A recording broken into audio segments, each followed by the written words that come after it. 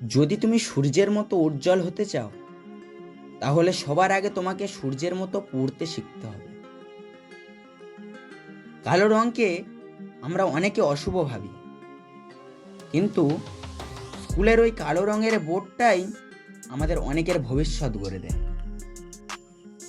আগে নিজের পায়ে দাঁড়াও, তারপর সকল জাতির কাছ থেকে শিক্ষা গ্রহণ করো। যা কিছু পারো নিজের করে নাও, যা কিছু তোমার কাজে লাগবে তা গ্রহণ করো। সফলতার গল্প পড়ো না, কারণ তা থেকে তুমি শুধু বার্তা পাবে।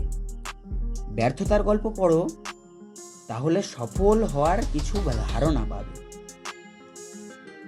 ধাক্কা দিয়ে ফেলে দেওয়ার মতো মানুষের অভাব নেই, কিন্তু পড়ে যাওয়া মানুষের হাতটি ধরে টেনে তোলার মতো মানুষের বড় অভাব।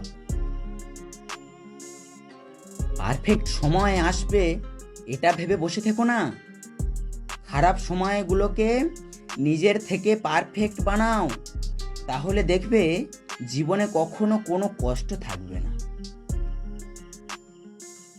মানুষের খারাপ সময় সারা জীবন থাকে না, কিন্তু খারাপ সময়ে যারা খারাপ ব্যবহার করে তাদের সারা জীবন মনে রয়ে যায়।